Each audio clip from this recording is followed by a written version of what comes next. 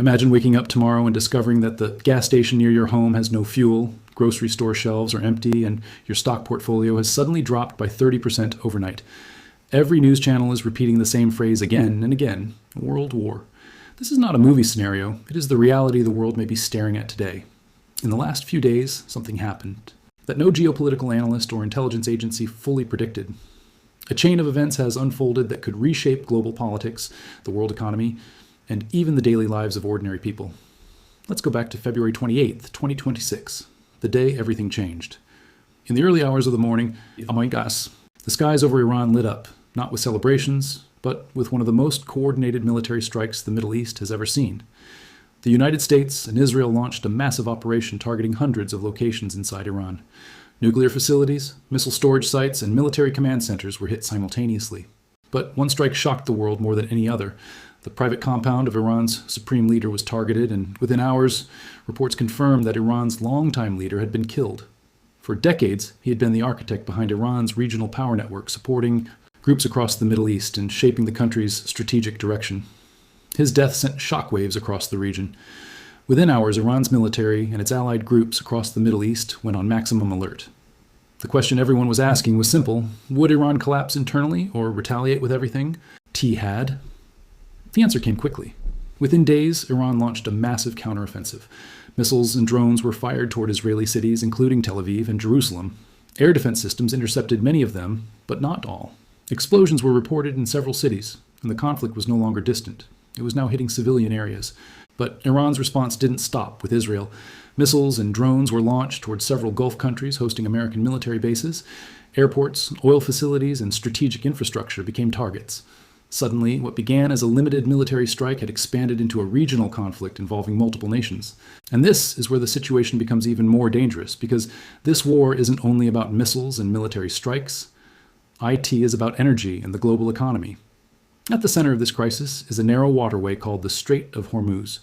At its narrowest point, it is only about 33 kilometers wide, yet it carries nearly 20% of the world's daily oil supply. Millions of barrels of oil pass through this route every single day. If that route is blocked, the impact on the global economy could be enormous. Factories could slow down, energy prices could surge, and inflation could rise in almost every country. And that is exactly what began to happen. Shortly after the conflict escalated, Iran declared that the Strait of Hormuz was effectively closed. Tankers carrying billions of dollars worth of oil were suddenly stuck outside the strait. Shipping companies suspended routes, and global energy markets reacted immediately. Oil prices jumped sharply, stock markets became volatile, and governments around the world began scrambling to respond. But the geopolitical implications didn't stop there. European powers soon became involved. The United Kingdom allowed American forces to use British bases for operations targeting Iranian missile sites. France announced plans for a naval mission aimed at ensuring ships could pass safely through the Strait of Hormuz. For Iran, these actions meant Western military powers were now directly entering the conflict. And that's where another major player enters the picture: Russia. Russia and Iran have developed a strategic partnership in recent years, particularly through cooperation in military technology and geopolitical strategy. From Moscow's perspective, NATO countries becoming more deeply involved in this conflict crosses a serious strategic line. If tensions between these powers escalate further, the conflict could spread far beyond the Middle East. Meanwhile, the economic consequences are already being felt. Higher oil prices mean higher fuel costs, and shipping disruptions mean higher prices for goods. If the conflict continues for weeks or months, economists warn that it could trigger a new global recession. For ordinary people around the world, this isn't just distant geopolitics. It could mean higher food prices, higher energy bills, and financial instability. This is why the next few weeks are so critical.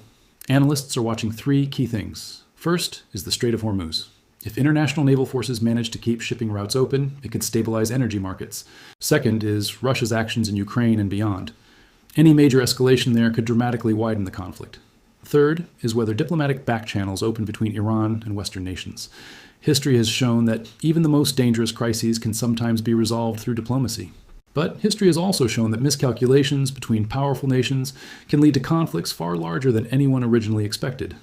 Right now, the world is standing at a crossroads. Energy markets are unstable, global shipping routes are under pressure, and major military powers are becoming increasingly involved. Whether this situation escalates further or moves toward de-escalation may depend on the decisions made in the coming days.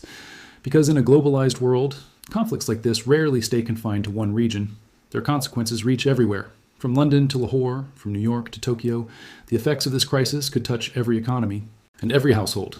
The next chapter of this story is still being written, and the decisions made now could shape the world for years to come.